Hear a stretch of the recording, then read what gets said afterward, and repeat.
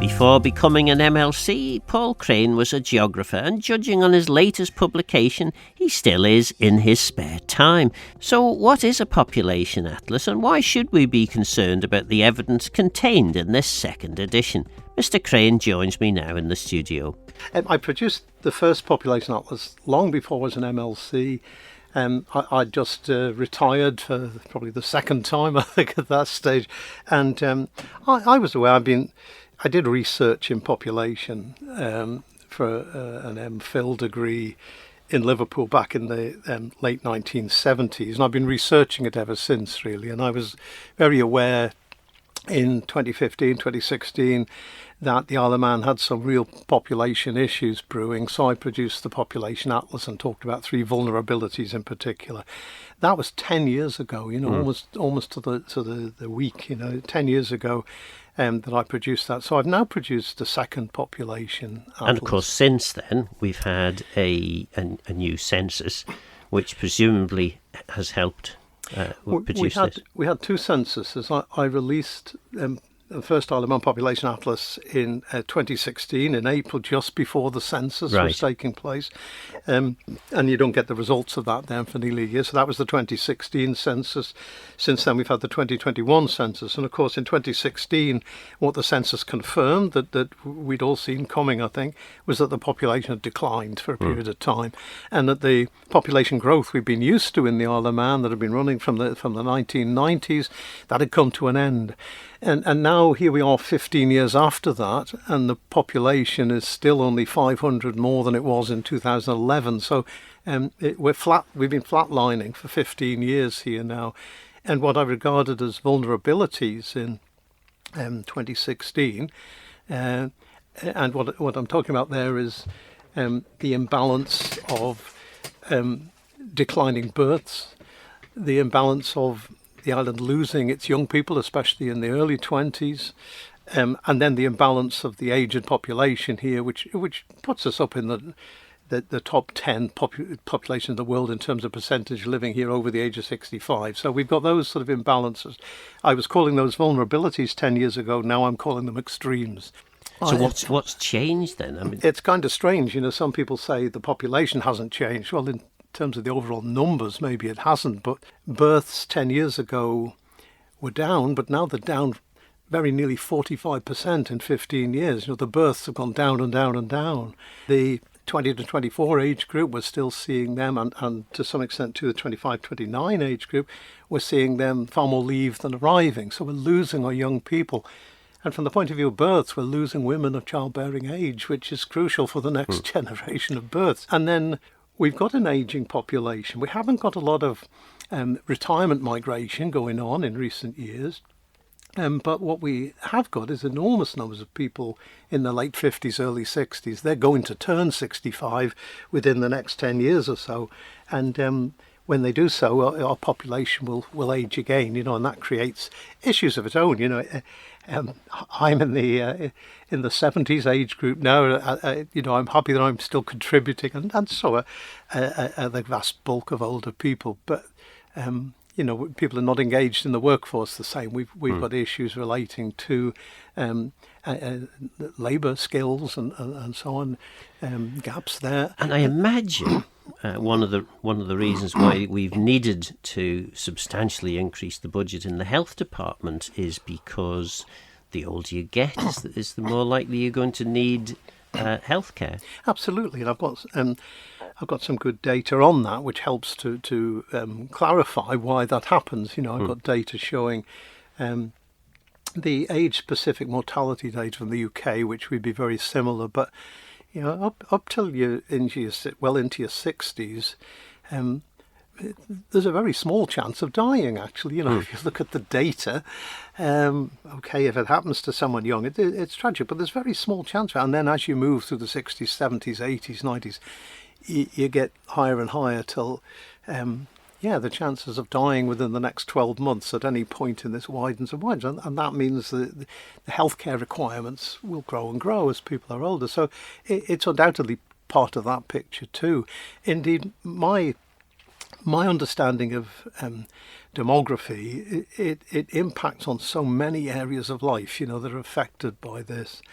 So in the book here, I've got some general gentle chapters, one on population distribution. I've then got one on what in the Isle of Man has been a population slowdown, as we've gone into these years of flatlining. But what I'm trying to do there is put that into a broader context, both British Isles wide and global. That may be a good place to start, actually. If we're Before we do, didn't the Isle of Man government head off about 4 years ago with a plan to grow? Well, initially it was to grow the population, then it was to grow the economically active part of the population. Are we about to have another census which might indicate something different has happened, or has there been limited success with that policy? Okay, I think there's a number of things really in that. Yes, we've been through the process of having an island plan and an economic strategy, and within those there have been demographic elements. There has not been in that a clear, coherent population policy, which is something that I've called for a long time, and others as well on the island. Chris Thomas, notably, has more than 10 years ago was looking for a population policy, some clarity really. And in a sense what happened over the population targets or the ambitions,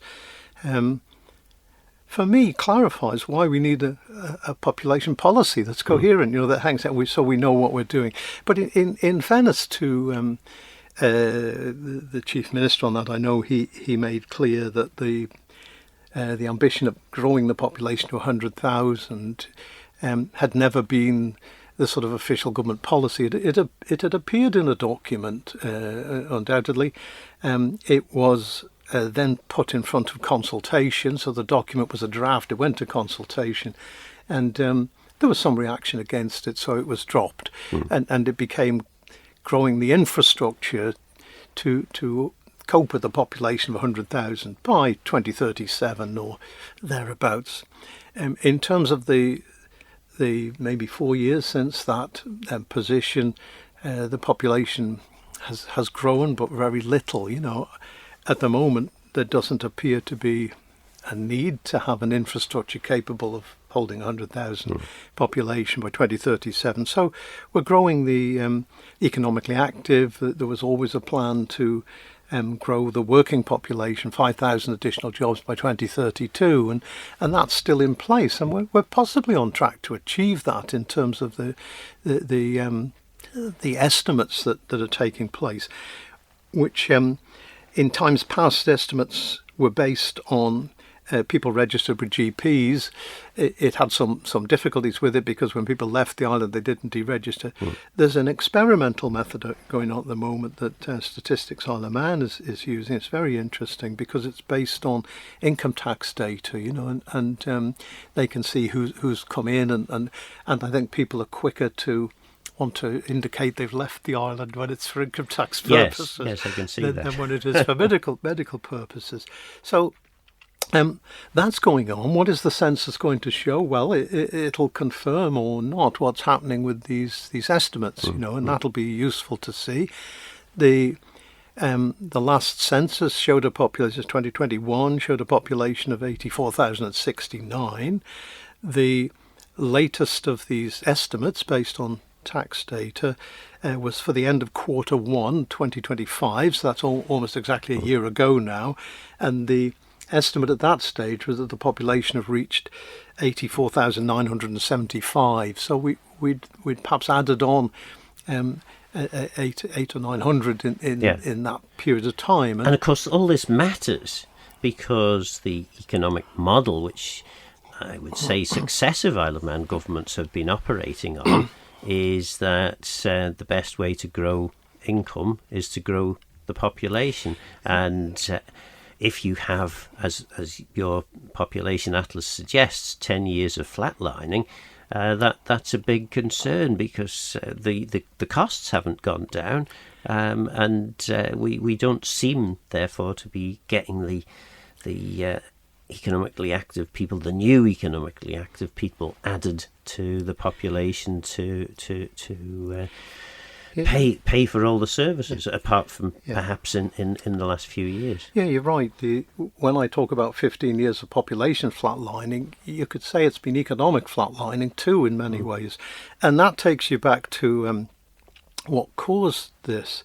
Why in the book, the third chapter I get to is about births, and I wrestled with that for a while. And you talk to people and you look at the data, and most people would say, the births have started falling after 2010, and it's about house prices, and it's about childcare prices and things like that, and that's undoubtedly part of the picture. But when you look at it more closely and see that the Isle of Man's peak in population 2010, 45% almost decline in births since then.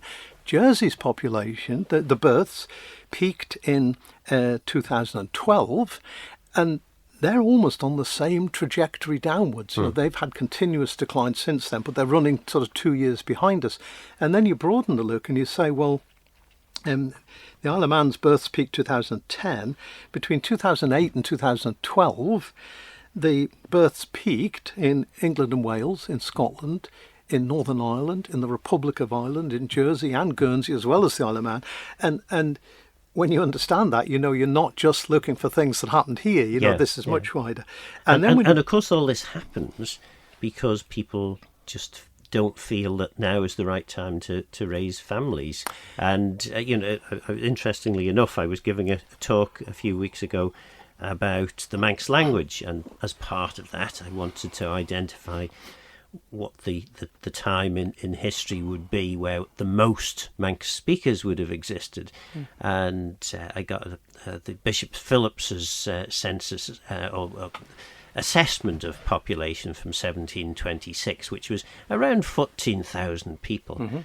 By 1821, which I think was the first official census, and the population was over 40,000. Right. Now, that happened, I'm guessing, primarily because we had the Pre-Revestment Act running trade, where we were able to make substantial income by selling goods into the UK without tax.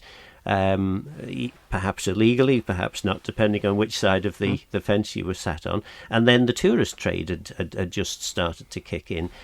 And the population exploded in that century. And it did so because the Isle of Man was a good, safe place to bring up your children, and you knew you had a realistic prospect of a good income. The issue you raise, that's an interesting one. My interest is with modern demography, if you like. So when I did research on this at university, I put a line at about 1950. I was only really interested in what happened after that, and there's enormous scope for somebody to undertake population research into the demographic history of the island. And when I saw that the island's births in these last 2 years have been the lowest since 1918, and I look back to the turn of the century, and by the time you get back to 1900 and the last 10 years of the century before that, the number of births were running at 1,400 a year. Enormous numbers of births. Deaths were high as well. We were right back in stages 1 and 2 of what's called the demographic transition. But it's been interesting to see that. I think there's great scope there for somebody to look back at that. I've got this censuses back to 1931, but I haven't attempted to look at the censuses prior to that. But when you talk about is the drop in births to do with people viewing the future, so on, so actually there's an enormous number of things, and if you're looking, if you look globally, the peak births has passed in 2012. 146 million, I think, births then are down 10% since then globally. But the global population not falling because people are living longer. So you've got this balance between these things. But some of the factors in that, we had the financial crisis, it gets called the Great Recession sometimes in there. We had that 2008, and that undoubtedly affected what's happening in the Isle of Man, but it was much, much broader than that. I've seen a paper suggesting that in the UK, the impact of that financial crisis has effectively cost the UK economy £11,000 per person in terms of its GDP in every year since then. Their economy has been off the boil for that length of time too. And it's interesting to see the effects of that. But there's other effects too, because looking at the data in the Isle of Man, especially data that was available on when mothers have registered for maternity care, which is not quite as good as getting the age they were when they were giving birth, but the age of mothers when they registered for maternity care, as we've seen what's sometimes referred to as Generation Z, as we've seen those people grow into the age groups where they're giving birth, so the number of births have declined quite markedly. So we can see almost a generational thing in this. And I hesitate to say that because I find some of the generational material heavily stereotyped. You know? But it's just interesting to see what the data says, that as this group have got into childbearing age, and almost the entire childbearing population of the Isle of Man now is Generation Z or millennials, those groups that the millennials are regarded as the first generation economically to be worse off than their parents. So we've got intergenerational fairness issues and so on.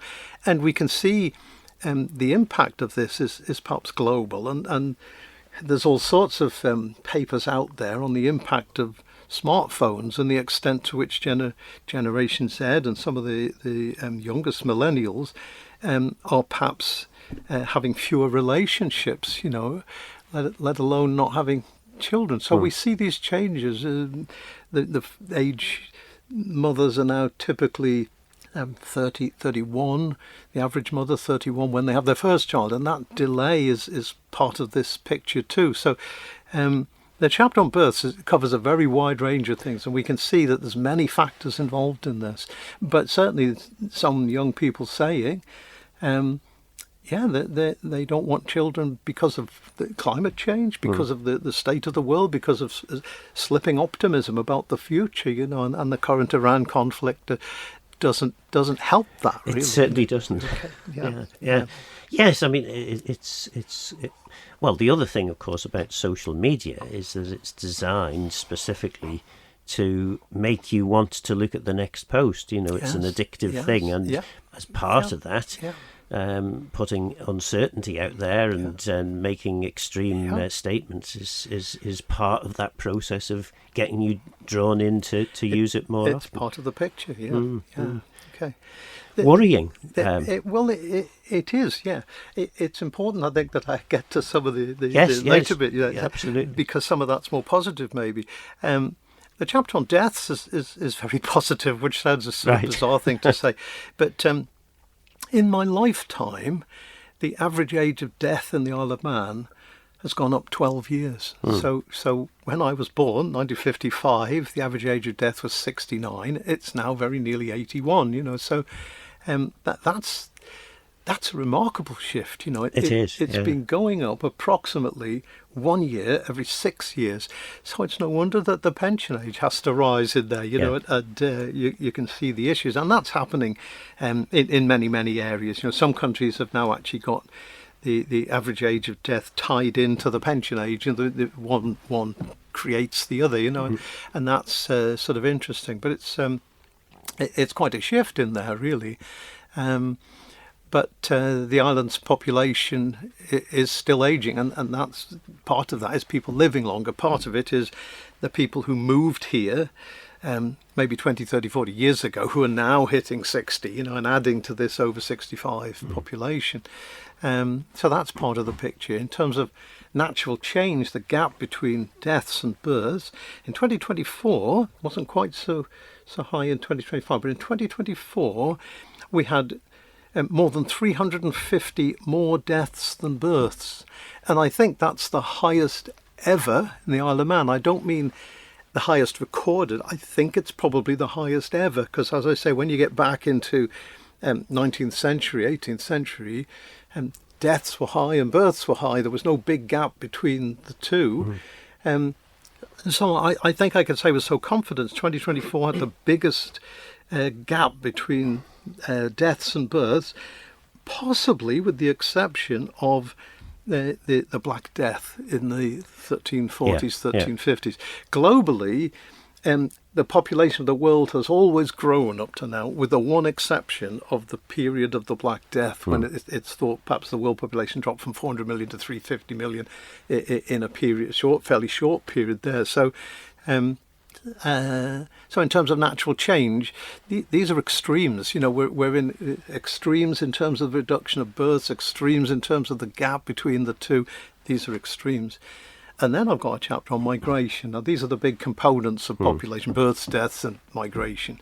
And the migration's an interesting one. We've got in the 2021 census, it recorded the people who'd moved to the Isle of Man in the previous 5 years. Okay, and there were nearly 6,800 of those who moved in, and they were born in 134 different countries, which is quite extraordinary. Okay, in a 5-year period, the 6,000 people who arrived here, born in 134 different countries, but most of them were born in the Isle of the ones moving in, born in the UK.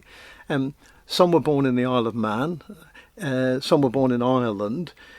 Outside of that, South Africans moving in, Philippines, Poland, a number of areas like that. And so I explore where the migration's coming from and then its impact on the overall population. So in 2021, the whole population were born in 172 different countries, which is an amazing level of diversity for a population of fewer than 85,000 people.